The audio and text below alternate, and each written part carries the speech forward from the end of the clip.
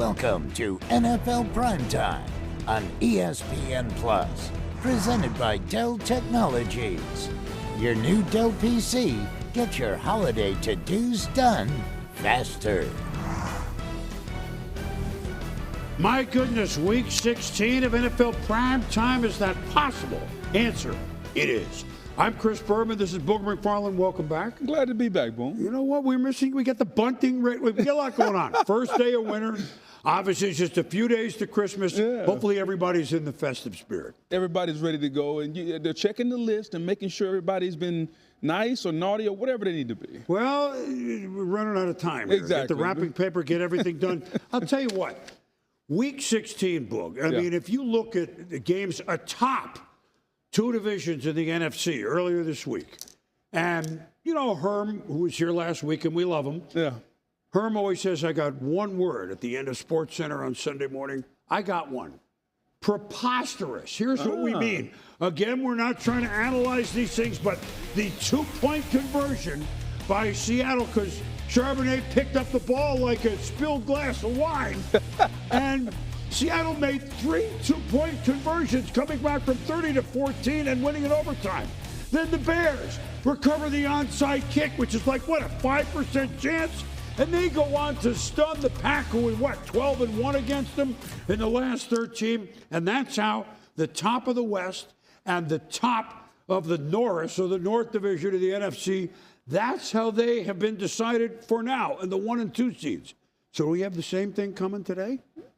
I hope so. Well, here's what we got. We have the NFC South, and nobody had this team. Nothing could be finer than to be in Carolina with a chance for first place, but so did the Bucs. They come in each, 7-7.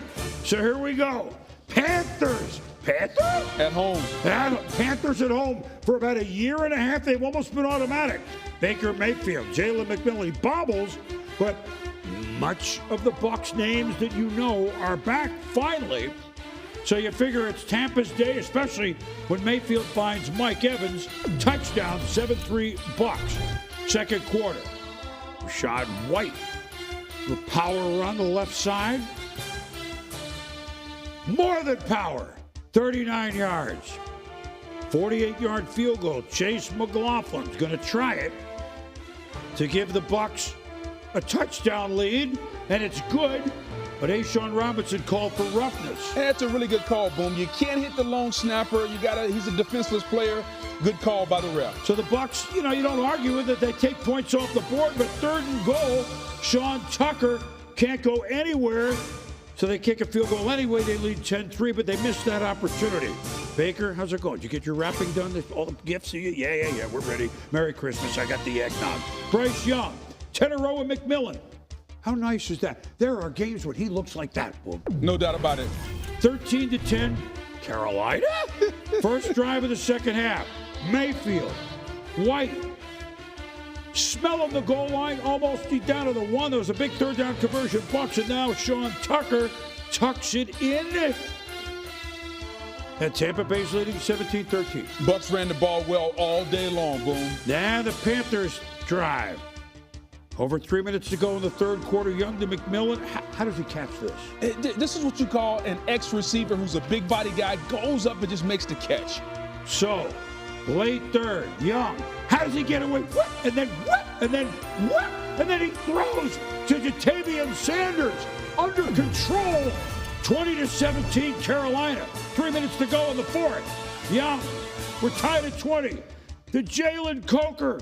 Bryce is on the money, 34-yard pickup. Field goal, Panthers, good. 23-20, Carolina at home.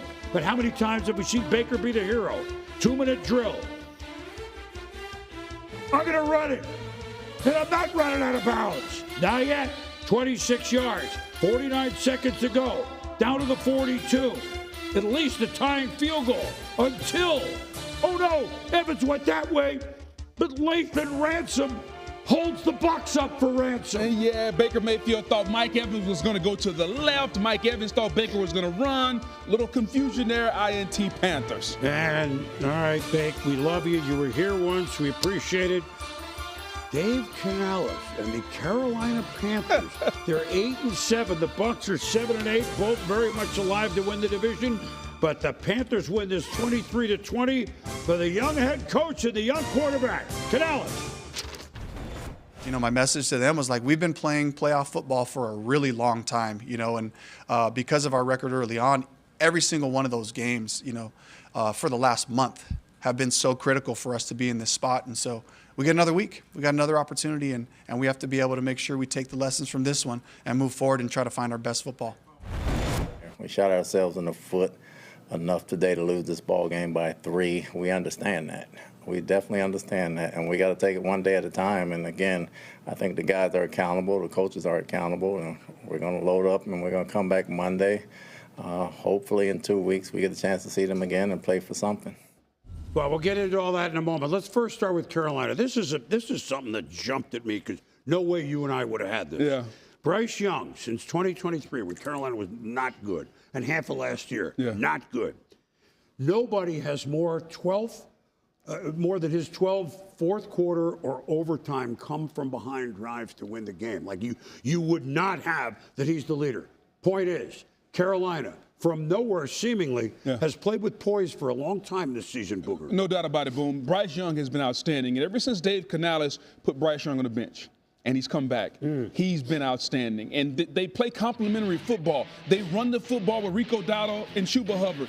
Bryce Young is throwing the football to Teddy McMillan. They don't turn the football over, so they don't beat themselves. Defensively, their corners on the outside are really good. And what you saw today, you saw an offense that was efficient. You saw a quarterback outplay Baker Mayfield, and you saw the Carolina secondary. They were able to do something that the Bucs secondary couldn't do. Notice in crunch time, one-on-one matchups, Carolina won those, the Bucs secondary didn't. Carolina looked like the better team today, and at the beginning of the day, I didn't think I'd say that. Carolina in first place in their division. They host next week. First place, best record NFC at the moment, Seattle. That's tough. The big deal is if Tampa wins next week at Miami, no matter what that result is for Carolina, that game in the last week at Tampa, Tampa means something. But the Bucs are now what? 1-6. Yeah. 1-6 after a season in which they were slaying a lot of dragons. Boom, they've lost 6 out of 7. And if they win next week, to your point, then the last game means something. But it's bigger than that. They're not playing good football right now. The quarterback's not seeing the football well. And if you look at what's happened at the podium the last 2 or 3 weeks, the head coach goes on a parade where he uses a lot of expletives. You see Baker Mayfield insinuating some things that are going on. There's a disconnect with the Tampa Bay Buccaneer team right now between the coaching staff and the players, and I hope they're able to get it fixed because we've seen this team go on the road and beat Seattle, so we know they're talented enough, but right now they're not playing up to their capability, and when you lose 6 out of 7, the confidence starts to wane. You wonder if we can get it done, so they got to figure out a way to get their mojo back. Well, we know they won the division 4 in a row. Carolina's last time Super Bowl year with Cam Newton, that was 2015. Yeah. You know what it looks like to me with the Bucs a little bit? They had so many injuries early, didn't complain. It's like they tried and succeeded so hard to keep the boat above water. And now that everyone's back in the boat, I'm not saying it's too heavy, but it's almost like they've worn themselves out. That's not an excuse. That's not to put anything underwater for Carolina, but is that fair? I think that's a fair way to put it. Even though now they're back healthy, they still have everything in front of them. They can win the division, and they can host a playoff game, but they got to beat Miami, and they got to beat Carolina. Doesn't feel great, but the boat's still floating. The boat's still floating. Buffalo Bills, they're feeling great now. They're 4-0 start, rough middle of the season, at least for them. But now, can they go 4-0 after that rough middle? Josh Allen against Shedeur Sanders, right down the road for Buffalo. A lot of fans in the stands for Buffalo at Cleveland. Shedeur to Harold Fannin Jr. They got a lot of good-looking youngsters. Harold Fannin, one of the better rookies in the league at the tight end position. 7-0 Cleveland. James Cook. James Cook is going to shake, bake, rattle, roll. Look at all the moves for 44 yards. You know what? He's passed Jonathan Taylor, who hasn't played yet this week, for leading rusher in the NFL, over 1,500. 7-7 after 1. 13-7 Bills. Shedeur, speaking of shaking and baking, dad in the stands. 16-yard gain for the rookie quarterback. He's fired up, but Blake Whitehart's foot hit Sanders' right hand and cut him. Yeah, cut on the hand, on your throwing hand, and it starts to bleed. That's never a good thing. Look at that. 13-10, the Browns get a field goal on that drive. So they're in the game, 3 minutes to go in the second, but it's Cook. And he reaches over for the touchdown. He had 100 in the first half. 20-10 Buffalo. Shedeur. Oh, look out. Judkins is down. Quinshon Judkins, another one of the really outstanding rookies, could be fractured fibula and dislocated. Yeah, you hate to see that, especially late in the season. A promising rookie year come to an end. Now we know that Myles Garrett has a chance to set the sack record. Look at Josh first somehow avoid the safety. Myles, well, he gets credit for a half a sack. He's one away from being the record holder. Anytime the quarterback falls down, the first defender to touch him gets the sack. No, that's going to happen. But meanwhile, send ball tipped by Joey Bosa. Daquan Jones, the big fella, 320. You love this. The best athletes on the field, Boom. Well, and the Bills get a field goal, 23-10. And then Fannin Jr. gets a touchdown, but 23-17. Under 3 to go. Here you go. The Bills are going to ice it. Dawson Knox. Oh, the Titans had such a big game last week against New England. Couldn't get it. Yeah, but almost like he was looking back into the sun. And well, supposed to go down earlier the first day of winter. I don't get it. Yeah. Yeah. At any rate, they went for it on 4th and 1. The Browns got the ball, but look out. It was not the day for the sack record for Myles Garrett. It was the day for Greg Rousseau. He had 2.5 intentional grounding. And then Josh Allen with a big run to make it a first down. Sometimes that's what this show does. Shows you the tough 2-yard run that essentially ices the game. I know the Bills, you only won by 3, 23-20, but they do win it. And for Buffalo, who again, now they've won 4 straight. Cook, 117 for 1,532 yards. And oh, by the way, 900-yard rushing games this year for him.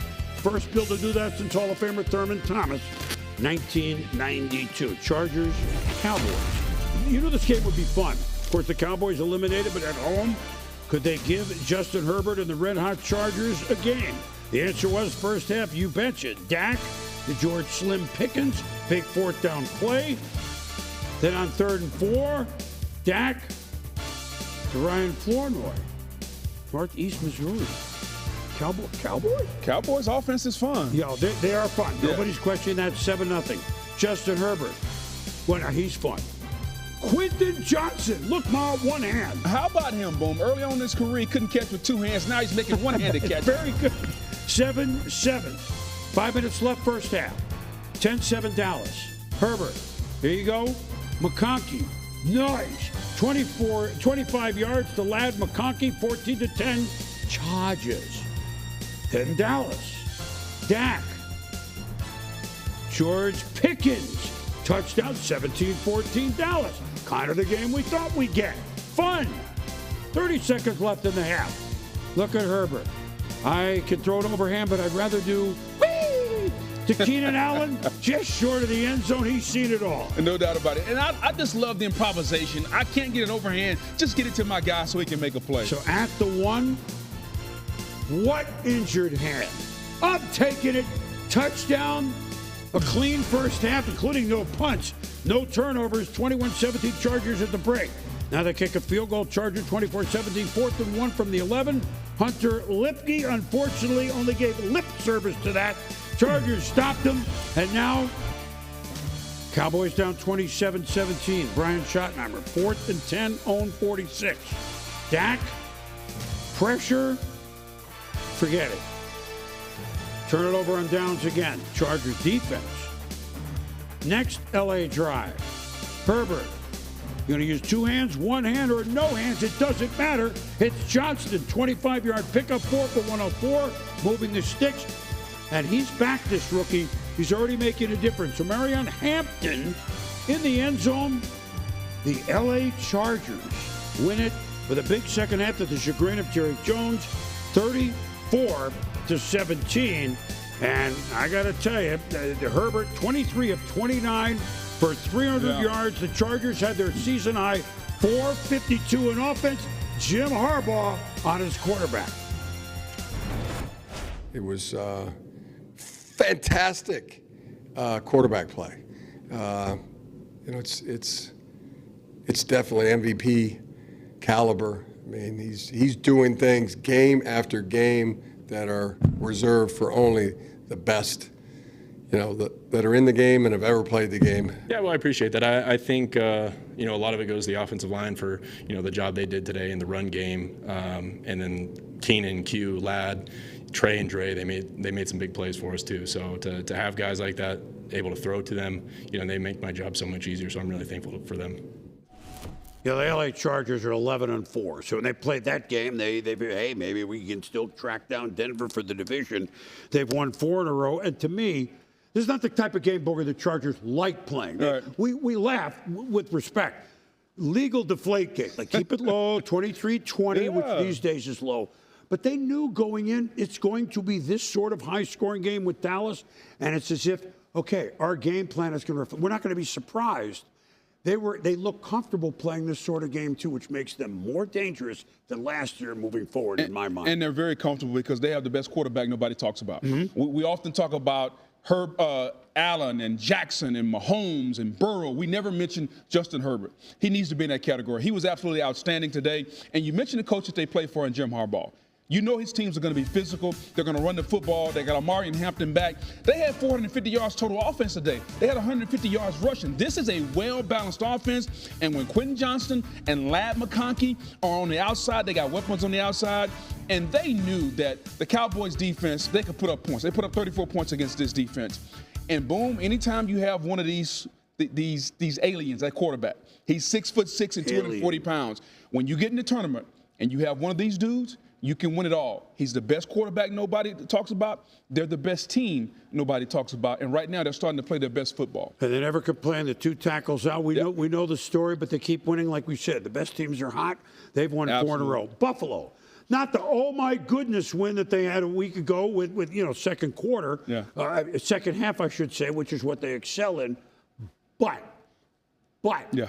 A win is a win is a win, and they've won 4 straight. This is the way that I like to see Buffalo play.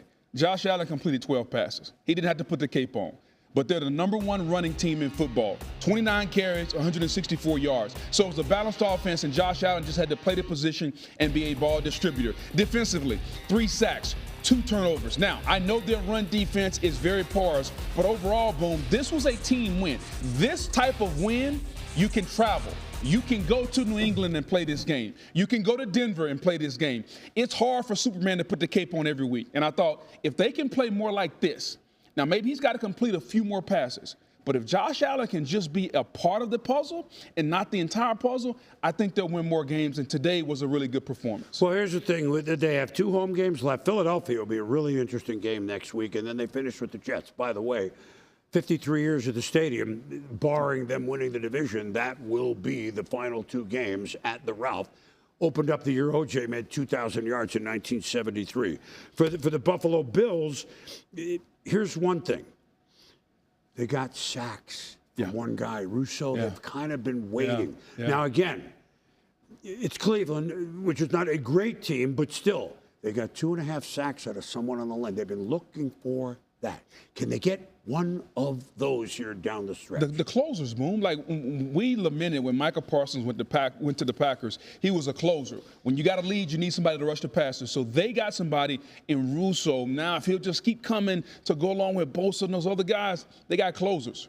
Yes. I mean, if they can ever get a lead going into the second half, then they can close the thing. Saturday games. People out shopping, people with eggnog, whatever else is going on. In case you missed it, just a short version. We'll put a little nutmeg on the eggnog. I like it. The Eagles, of course, trying to be the first team to win the NFC East in 21 years since they last did it with a young Andy Reid. Jalen Hurts of Dallas Goddard, he's one of the more underrated players. I mean, I know they've won Super Bowl and they've been in Super Bowl, so you know who he is. But Saquon with 132. I know this wasn't, again, a Rembrandt painting win over Washington on the road, who they'll play again in the last week after they play the Bills. But they win 29-18, and they clinched the division, as we said, for the back-to-back NFC East championships, winning 29-18. The number you're looking at, though, really want to see, Saquon, 132. Bears-Packers, I mean, you know, what can you say? They met for the 8 millionth time since the creation of the world. And you don't ever get an onside kick.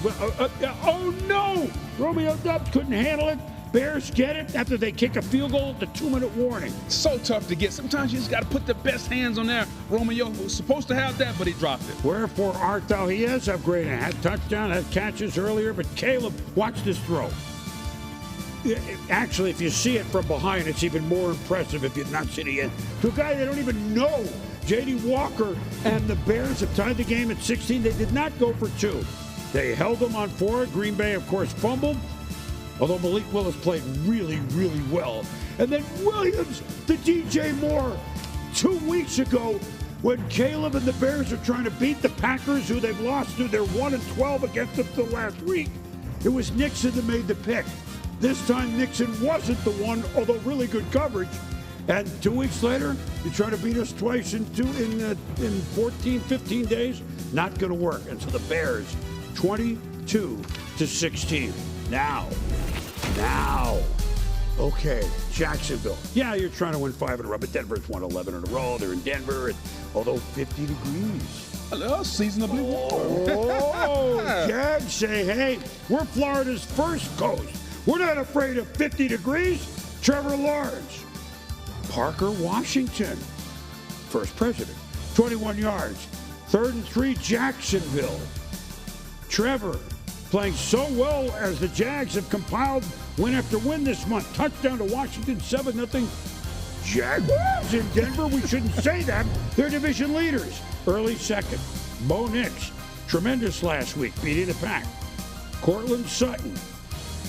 Didn't have to make a spectacular grab, but he always makes one. Outstanding throw by Nix against all our pressure. 7-7. Under 5 to go, second quarter. Lawrence. Brenton. People are strange. The Doors, never mind. 17-10, Jags. Bo Nix. Third quarter down 17-10 to R.J. Harvey. Look at him go to the pylon. Whee! In the end zone. Touchdown, we're tied at 17. How about the contact bounce out of the rookie from Central Florida, Boone? 17 all. Good game. Then midway third, Lawrence. I'll take it myself. 24-17 Jags. Late third. 3rd and 3 Jacksonville. Washington. Whoa! That top defense missed 2 tackles. He 63 in the 3rd one. And a 4th one. And if 63 yards. Washington caught balls for 145. He crossed the Delaware. He threw a silver dollar across the Potomac. Lawrence to Travis Etienne. He's an ATM machine. 3 touchdowns last week. Ching! Cash. 31-17. Nix tried to hand off. Oh no. Fumble. Emmanuel Ogba falls on it. Jags defense great on turnovers all year, Boog. Early 4th. Nix. Troy Franklin. Well, we had Washington. Of course, we got Franklin. It's 48 yards. It's 34-20 after the Broncos settled for a field goal there. 2 scores. John Franklin Myers sacks Lawrence. 3 and out. Denver's defense finally coming up big. 9 to go in the game. Nix. Harvey. Oh, he scoots, doesn't he, Booger? Gets kind of a block there. 32 yards. Broncos in Jags territory. Mile High waking up. 4th and 2. But Jerry and Jones, this is what they do. The Jags, 2nd most turnovers in the league, behind only the Bears. Then, just before the 2-minute warning, to Sutton, well, the 2 guys there, it's out of bounds. It was 4th and 11. Liam Cohen. Hardly anyone, you heard of him if you knew the tree. But when he was hired with the Jags, yeah, that's nice. No one's saying, yeah, now. The Jags have won 6 straight. They're 11-4. They've gone into Denver, beat the Broncos. First loss Denver had since September. Liam Cohen's Jaguars, hello. I'm very proud of the resilience. Early on, and first 2 drives, we couldn't do much. They kind of gloved some of our concepts. He was under some pressure, and he never flinched. He never got out of his comfort zone. He's been playing at a high level. He's been preparing and practicing at a high level. Well, I mean, we talk about Trevor Lawrence and the way he's playing, and I can't say we've been waiting for it because a couple of years ago, except for that the loss. But this is the one that he's supposed to be a generational talent. Yeah. Looks good this generation. Boom, he looks really good. And Liam Cohen, the head coach and the play caller, has unlocked Trevor Lawrence, and he's playing at a high level. He started the season kind of slow, but he's gotten better and better and better. They made the trade at midseason, bring over Myers. Now you add him with BTJ, and you got Washington. They got a trio of receivers. You got Etienne at the running back position. And that defense that's turning the football over better than anybody outside of the Chicago Bears this season has been outstanding. And boom, don't look now. But if they win out, Denver loses one more game, New England loses one game, they're your number one seed in the AFC. That's how good they're playing, and nobody is talking about the Jacksonville Jaguars. No, nobody. And if that happens, Jacksonville will be diving into the pool. And a bye would be a great thing on Florida's first coach. You know, I think 28 turnovers forced, unless I missed one, but they had at least 2. We saw them behind only the Bears. Denver, look, like New England, I mean, they had a winning streak that stretched 2.5 months. Are we concerned? Do they take their foot off the pedal? I mean, every great defense has a couple of games where they're not quite them. Is that what you saw? They do. They just didn't tackle today. So when we look at this, is this a bump in the road or cause for concern? I think it's a bump in the road because they didn't tackle well today. Riley Moss had a bad day. And he's the corner opposite Pat Surtain. Teams are going to throw at him all the time. He's got to be up for the challenge. Overall, Bo Nix has gotten better and better. They ran the football well. Defensively, though, they gave up too many big plays. And I think if you're Vance Joseph, when you go back and look at the tape, you're going to say, they didn't beat us, we beat ourselves. So I'm not concerned about Denver's defense. They play right away against an injured Chiefs team on Christmas, and, so they will be heavily favored. Well, you'll see what happens with the Chiefs here. Denver had a chance to clinch the division if they won and the Chargers lost. It went totally the other way. So they play the last game of the season. Keep your eye on it. Chargers, remember, they beat everybody earlier in the division. Nobody talks about the Chargers. Talking about the Chicago Bears. The Bears were 0-2. Yeah. Then summer ended. We went to 4. Yeah. Since then, they're 11-2. Yeah. And they're winning games. I don't want to preposterous. I use that word. I mean, the onside kick. But then again, when you feel it, and again, they only forced 1 turnover, but they had the fumble. I mean, they're just tenacious, and they play these young teams like the Jags, the Bears, poised. Carolina, I say that word, but this is late in the year, and they haven't fallen off that we're poised, we expect to be here look. You are what your record says you are at this point. And teams take on the identity and the personality of their head coach. And Ben Johnson is outstanding. He's brought the Detroit mantra over to Chicago. Think about it. 2-headed monster running back, Monangai, Swift. They got really good players on the perimeter. Defensively, they're turning the football over. They're healthy. The quarterback's not playing like Jared Goff did or was in Detroit, but the quarterback's getting better and better. He's got it. I don't know how to describe it, Boom, but Caleb Williams has it. In the biggest moments, he plays the best. He may not be perfect, but with Ben Johnson's leadership and tutelage, this is a team, I'll say this, I don't care who you are in the NFC, I wouldn't want to play the Bears because it's going to be a physical dogfight. Defensively, they get after you, and they have one of the bright young offensive minds at the head coaching position in Ben Johnson.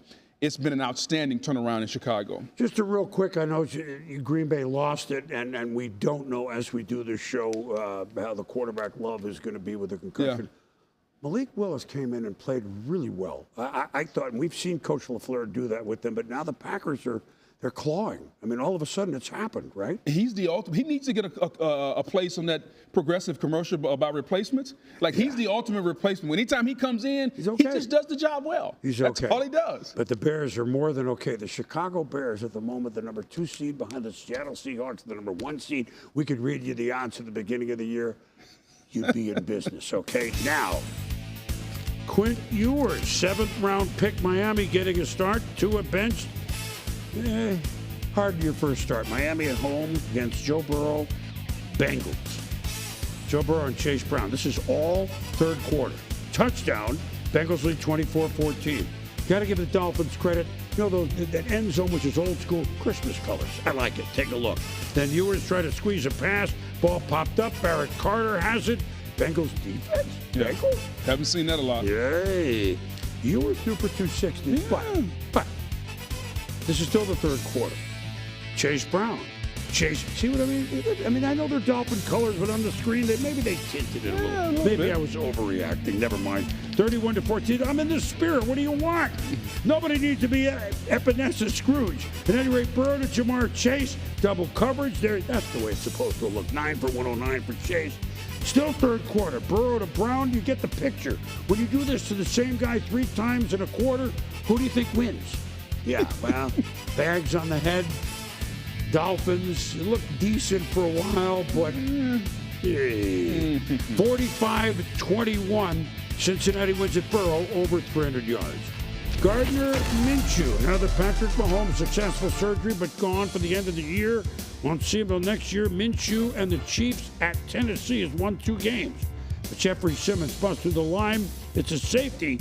Kareem Hunt, a 2-0 homer. Todd Helton played at University of Tennessee. I'm going to give Helton the homer, and then wait a minute. So Minshew was hurt earlier in the drive, and he left and feared to be a torn ACL. Yeah, how about that? 2 quarterbacks with ACLs from Kansas City. Oh, my God. And like less than a full 60 minutes. Cam Ward, the youngster under 3, Chiefs chasing him to DK. This rookie-to-rookie combination has really worked. He makes one of these throws every week that make you go, wow. And then, wow, Ward to DK, touchdown, 16-9. Titans? Tajay Spears. I mean, the Chiefs are getting rolled on here. I know it's not the Chiefs we remember, but we just never thought it's 23-9. Chris Oladokun has been the practice quarterback for the Buffalo Bills in the practice squad. He has 2 Super Bowl rings, but they didn't help here. Swallowed up near the goal. I forget it. And the Titans win going away 26-9. If you just woke up from a nap, the Chiefs, by the way, first losing record since 2012. The Chiefs had 133 yards. I understand it's a third-string quarterback, but whoa, I had too much in my eggnog. Mike McCoy gets his second win as interim coach. Good job, Mike.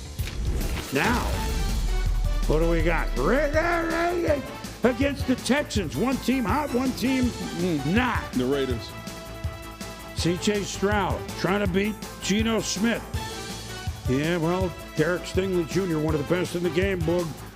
And he could go all the way for a touchdown, Houston. Without a doubt, one of the best hands corners at the position in the National Football League. Where did he go? LSU. I thought so. Smith, Geno, Jack Bash. Where's he been? Whoop, whoop. There we go. Yay! Don't get to say it much. Vegas trying to pull a huge upset. The Brock Bowers between 2 defenders, maybe 3. 13-7 Houston at the half. It amazes me. Brock continues to get open, even though you know he's getting the football. We waited. Yeah, Pete. Ashton Jeanty. We've been waiting for the young back from Boise State. Of course, they're behind, and I don't know some of the plays, but he can also catch the ball. Oh, Boise State. There go those Broncos. 60-yard touchdown. Raiders? They lead 14-13, fourth quarter. Now 16-14, Stroud to give to Nick Chubb.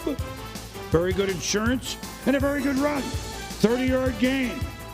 Texans new set of downs. First and goal at the 1. We're not going to run.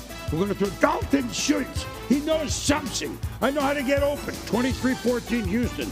But then, Jeanty, look at him. Could go all the way. 51 yards. It's a 2-point game. The Raiders are down 23-21. Stroud says, enough, please. Nico Collins, year he's having. Unreal connection between Stroud and Nico Collins. Tremendous catch, boom. The foot and the elbow down. They needed that to clinch the game. Raiders at least were game. But in the end, Houston, who started 0-3, we repeat, 0-3, are now 10-5 and still breathing. No matter what Jacksonville does, Houston's breathing down their neck. And now, Steelers, Lions. This game went forever. Went so long that we're anxious to see who won because we've been on the air. Jared Goff, once upon a time, he knocked Aaron Rodgers out of the playoffs in the final game ever he had with the Packers, remember? And Aiden Hutchinson says, Jared, we're going to do it again. We'll not knock him out, but we're going to try to beat him for you. Beats two guys. How about the effort? Beats two guys, gets to the quarterback, and DK Metcalf, like, no. There's no place for that. No. He stayed in the game, at least, for now. Oh, back to the game. 11 seconds left in the half. Rodgers, Kenneth, gain. How did he catch that? Wait a minute. They never touched him. What? However, the call is overturned and ruled. Wait a minute. The penalty ruled an incompletion. There's a lot of writing here. At any rate, amazing play. And boom, it was a pass interference and a touchdown in the same play. Gained well, caught well, ran well. We're tied at 10. Fourth quarter, 22-10, Steelers playing well. Khalif Raymond, boy, what a great return, man. He's been hurt a lot of the year. You forget about him on offense, 27 yards. Now he's getting a chance to play a little receiver. Good for him. Lions cut it to 22-17. Jalen Warren says, this is Steelers football. Look at this Steelers. 45 yards. Gone. Just drops the ball. Okay. That's the Steelers. I've been here before. 29-17 Pittsburgh. But we're not done. The Lions, their last home game, two on the road coming. In the end zone, 4 yards to Jahmyr Gibbs, 48 touchdowns. He's been outstanding ever since he's been drafted. Boom, he continues to score TDs. Let me complete the sentence. 48, no, not your fault. And 3 seasons, 48 touchdowns. And a missed field goal by Chris Boswell keeps this a game. Danny Smith, right? We see him a lot. That gun. Goff, Jameson Williams. But you don't give us Christmas gifts, Jameson, when you're a sponsor. This is what happens. But they do call interference on Kyle That's Duggar. a really good call, too, Boom. You can't hook the guy with your right arm and then come across the back. Good call by the ref. Then, Goff to Monroe St. Brown. What for 24 yards. 8 seconds to go. 4th and goal. Down 29-24. Goff. St. Brown. Oh, my goodness gracious. Flags stood up. They called him for offensive pass interference anyway. Really? Yeah, Boom. If you watch St. Brown, watch him go up and just push. He pushed Jalen Ramsey. That's a good call. There was a lot going on in that play. There's a lot going on in this sheet that I'm reading. But I'll tell you what, there's a lot going on in that game. Yeah. And so in the end, the Lions aren't eliminated, but let me tell you, the path is narrow. And for Pittsburgh, 29-24. Remember, they've beaten Baltimore. They're going to play them again, but they still inside track. And Kimberly Martin after the game with Kenneth Gainwell on that play, etc. What's going through your mind watching your defense on the field trying to close this one out? I knew the guy was going to pull it through. I mean, it's kind of nerve-wracking a little bit, but at the same time, I knew them guys was going to pull it through, and, man, I'm happy we did it. How do you feel like you guys have come together at the right time? I know we know how to persevere and just continue to I know we know how to persevere and just continue to grind. I mean, it takes hard work throughout the week, and us taking care of our body and doing what we have to do. And, we got 2 tough teams in the division coming up, and it's just going back to work and, one day at a time. Thank you, Kenneth. Yeah, thank you. Thanks, Kimberly. Thank you very much. So, listen, the Steelers, Mike Tomlin is not going to have a losing record. They are now 9-6. You know what we saw from them? I know Detroit's defense is not, they've got a lot of injuries, et cetera, et cetera, et cetera. Pittsburgh looked fast on this turf. They had 3 scrimmage touchdowns at 40-plus yards. All those explosives, a lot of times that's not what they've been doing. It's not what they've been doing, Boom, but I also thought this was still a football. Defensively, they got after the quarterback. They stopped the run. Detroit didn't have hardly any yards rushing. Pittsburgh ran the football. Jalen Warren, 143 yards rushing. They controlled the line of scrimmage. And you finally saw Aaron Rodgers. They protected him a little bit better today. And with no elements, not outside in the elements, they were inside in a dome. And to your point, everybody played faster. The quarterback looked faster. The team looked better.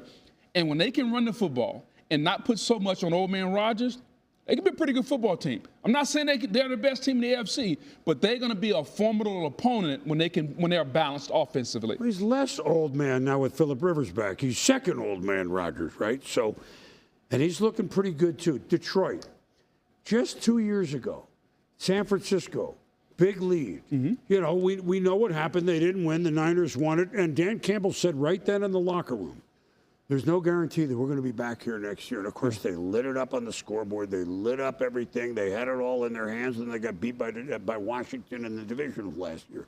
Now they're in danger of missing the playoffs.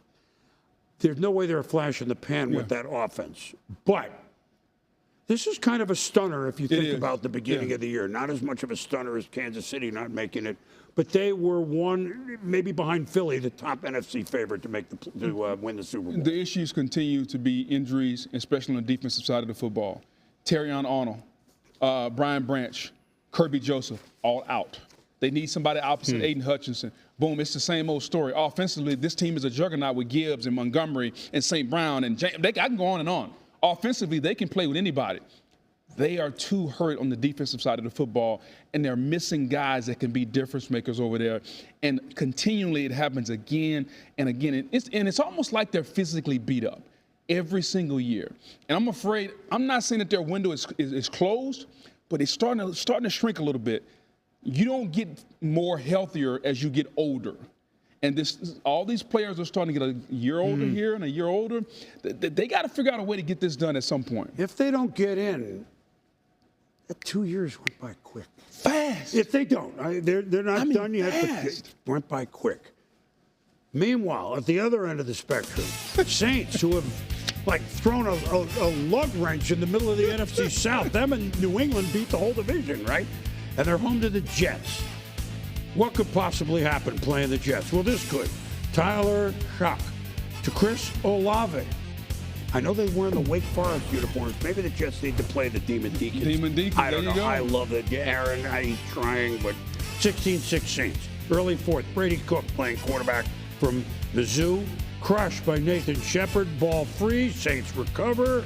They kick field goal, 19-6. Smith had 5 field goals. No. They found a gem in the kicking game, that's for sure.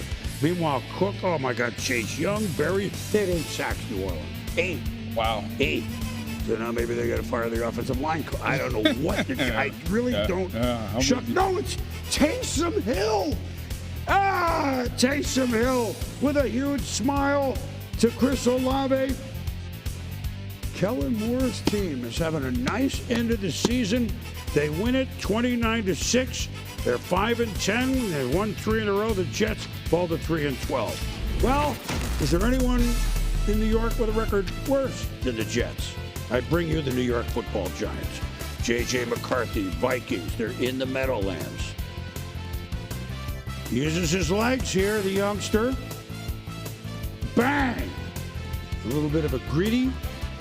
The Vikings get their first touchdown, but then Brian Burns, who's second only behind Myles Garrett, he's had a hell of a year. He and Garrett playing for losing teams having sacks. That says something to me, obviously. Tyler Nubin, that's how the Giants score. Defensively, they've been playing well, especially since they changed the coordinator. McCarthy's hurt, leaves to go to the locker room, and Max, what up, Brosmer, is in for the injured McCarthy. I tell you what up, he's moving on up to Justin Jefferson. 21 yards. And then 4 minutes left. Will Reichert, 30-yard field goal, gets him the lead, 16-13. A barn burner. The Vikings lead the Giants. Jackson Dart. Andrew Rip Van Ginkel up from his 20-year nap. And he's a good player. Brian Flores feasting on young quarterbacks. No doubt. There's no question about that. And so the Giants have won 2. That means start spreading the snooze. 5-25 combined records, the New York Jets and the Giants. Jacoby Brissett, he's played admirably. The problem is the Cardinals can't win.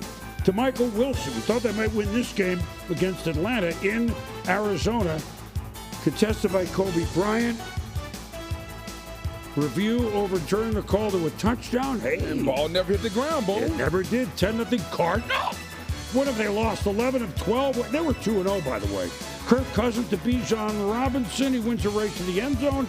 Mustard for everybody. It's now 13-10. He's from Arizona. Cousins, Kyle Pitts, touchdown. Extra point block. Barn burner, 16 all at the half.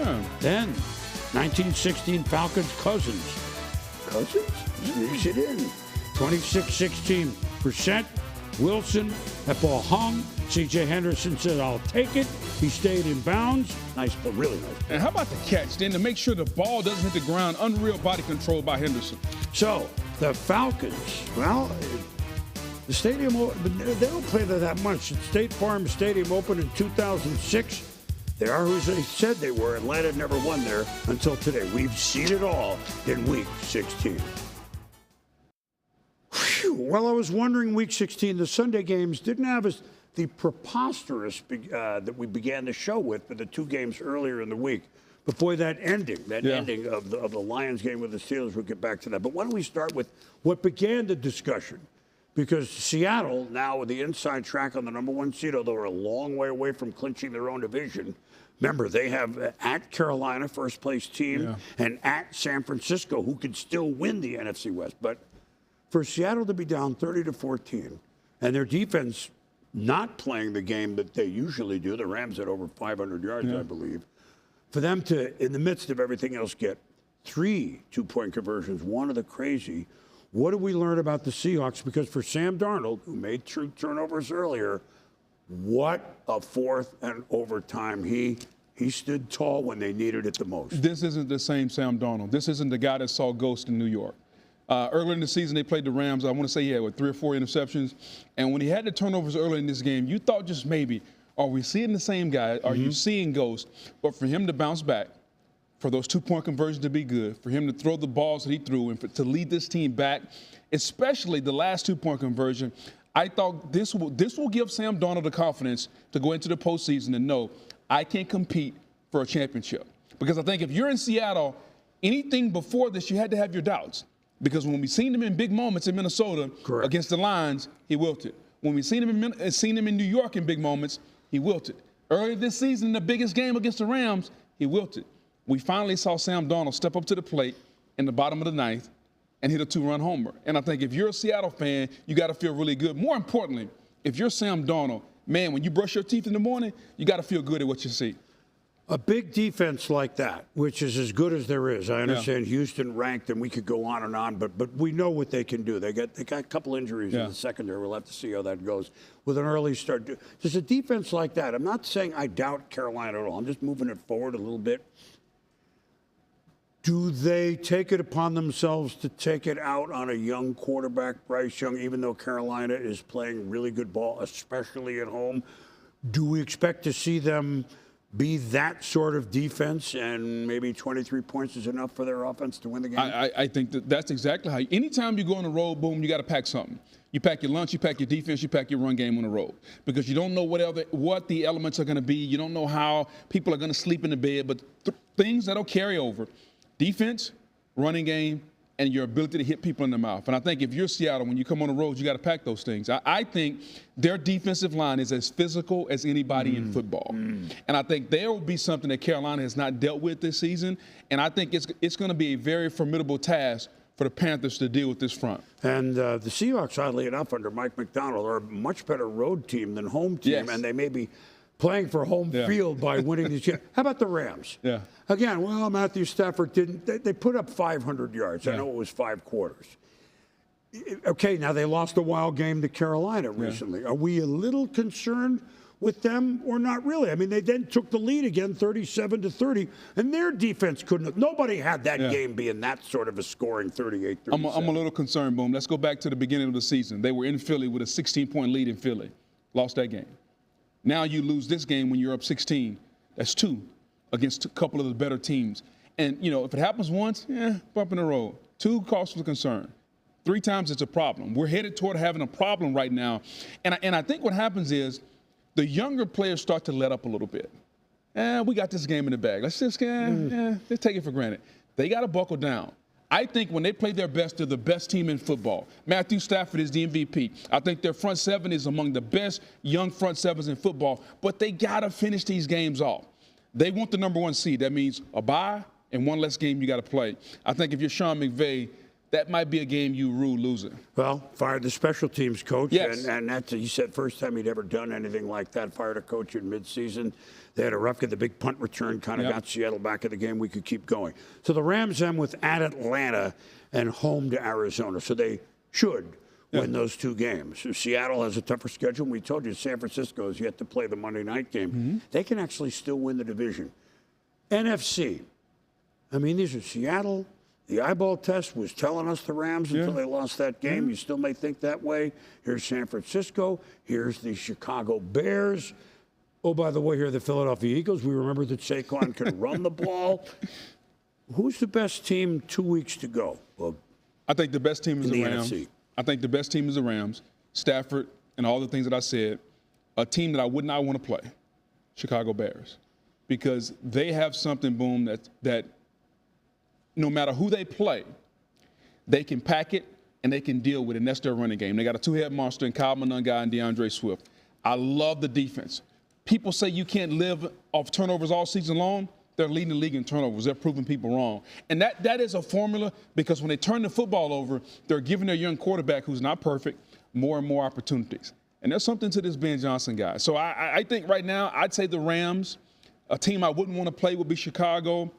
The other teams have Green Bay, they're injured, the flaws. Seattle, can Sam Darnold do it in the playoffs? Philadelphia. Those are the 2 teams that I mentioned as far as the teams that I think. The Rams and Chicago, I feel pretty good if I took those 2. Does Philadelphia get it? I mean, look, and we can discuss them. Get it together. Okay, let's all pipe down and play the type of football that we can because we know that defense. If you're asking me at the moment, so I'll ask myself. If I had to pick one, I'd take the Seahawks at the moment. I just would, but I understand. Yeah, I get Sam, that's big. Yeah. Can he build on that? Yeah, no doubt about it. That defense, Leonard Williams, I mean, he takes like 3 guys and throws them over the shoulder. And then Lawrence, I mean, that front, we talked about them. All right, now let's go back to that wildness. Detroit, I guess it would have been a touchdown with Goff recovering. It was so wild. But with the offensive pass interference, like the game was over. And they play games on the road. So, Pittsburgh. First of all, let's put this graphic up for a minute. TV term, graphic, okay? I mean, consecutive non-losing seasons, 2004, that'd be Bill Cowher. And Mike Tomlin, as we all know, has never not done it. That's better than Tom Landry. That's better than the Bill Belichick Patriots. That's better than, oh, by the way, that would have been Paul Brown to start it with Cleveland, and we can move on to Blanton Collier. I'm showing my history a little bit. They had a running back that was good in the first half of that named Jim Brown. I'm kidding. Yeah, he's maybe the best ever he was. So, Pittsburgh. Yeah.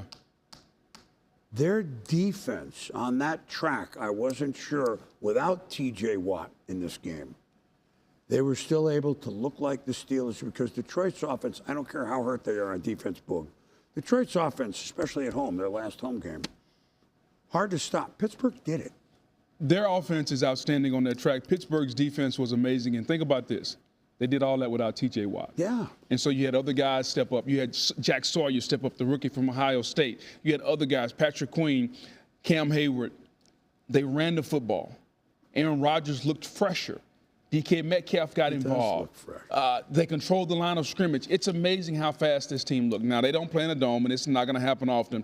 But you saw a glimpse of what can happen if this team can play to their optimal level. Because they went into Detroit, one of the tougher places to play, and they controlled the game for the most part. I know they had to make a play at the end, but if you're a Pittsburgh fan, you felt really good that you could do this on the road in that building without your best player, T.J. Watt. Right, and they got to play Baltimore at the end, but who knows? They're playing at the moment, and hey, look, the Steelers inside track to get there. And speaking of the running game, it's time for us to give out game balls, and with apologies from me for Trevor Lawrence again with 3 touchdowns and throwing and one running.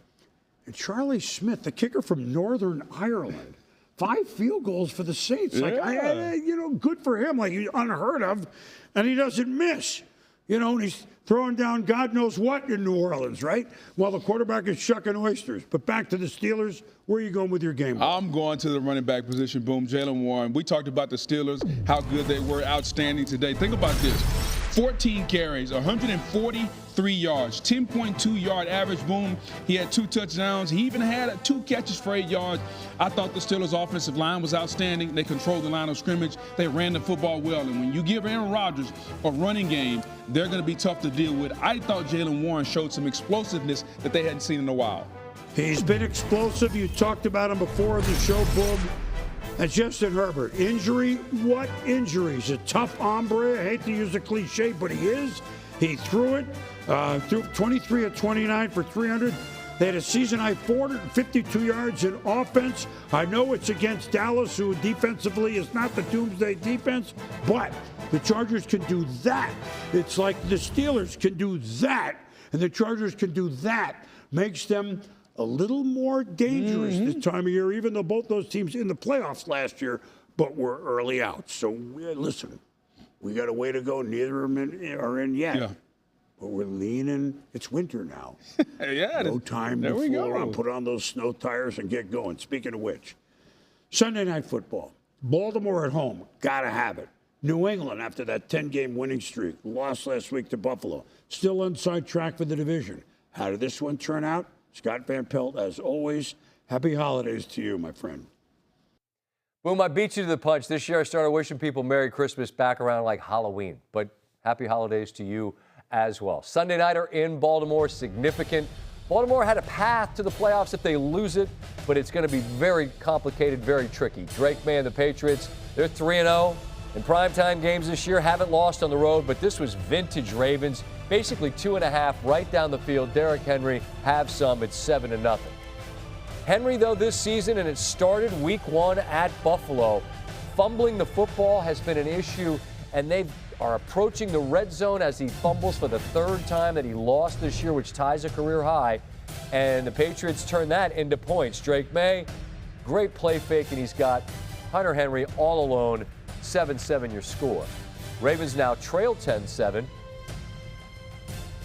Inside the 2-minute warning, and Lamar takes off, tries to get down, but in the process of going down, would take a knee to the back right there. He left with what his head coach John Harbaugh described after the game as a bruise of some sort, but he was done for the first half, and as it turned out, done for the second half as well. Snoop Huntley in, and he is a capable and competent backup here on 3rd and 5, looking for DeAndre Hopkins. They originally said he was out, but there's that toe drag with the left toe. The drive continues, and then beautiful play from Zay Flowers here. Wonderful vision and a burst of speed to get to the end zone, and the Ravens now lead 17-13. They get a stop, get the ball back, trying to put some space between them and the Patriots. 22-yard gain for Henry. 2 plays later, Henry extends the lead to 11. Stephon Diggs, who had a huge night in his return to his home state, imploring his guys to keep fighting, and they do. This is an absolutely perfect pass. Drake May, Kyle Williams squeezes it as he drops it out of the sky softly into his hands. It's the first career game with 300 passing yards for May. Ended up going for 380. Got the ball back after Baltimore dropped what could have been a pick on 3rd down, 4th and 2. There's the 9th grab of the game for Diggs. Went for a $138. A couple of plays later, same drive, Ramondre Stevenson, after Travion Henderson was knocked out of the game with a head injury, and Stevenson, he takes it to the end zone, and the Patriots have erased the 14-point deficit. Went for 2 after the first score, and now they lead by 4, which means a field goal does Baltimore no good. Here Huntley hits Flowers. He makes a move, but that allows the pursuit to get home. Patriots knock it out. Marcus Jones pounces on it. Chasen there does a great job, literally chasing down the rusher. And the Patriots clinch a playoff berth. Baltimore, again, sees a double-digit lead slip through their fingers. That has been a troubling issue for them. Next Saturday, they take on the Packers, who themselves saw a lead slip away in almost impossible fashion Saturday against Chicago. The huge game for both teams. Meanwhile, the Patriots, who have already clinched a playoff berth, they made it clear afterwards, their head coach and their quarterback, Mike Vrabel, Drake May, they both said, we want to win the division. They get a chance to improve their standing in the standings, taking on the 3-12 Jets next week outside New York City. Boom. All right, thank you, fellas. Well, this show runs, Boog, to Wednesday night till it disappears. Yeah. But while we disappear Wednesday night, which is Christmas Eve, you know who appears? The big fella. The big fella. You're starting to hear the bells a little bit. And so we're taking you right up until chimney time. So we're glad that you spent a little time with us. Enjoy the eggnog. But more than that, enjoy it with your family. Please do. And with your loved ones, with your friends. It's just a special time of year. Merry Christmas to all. And to all a good night from all of us at NFL Primetime. Booger, Boomer, and the rest of our team. See you next week.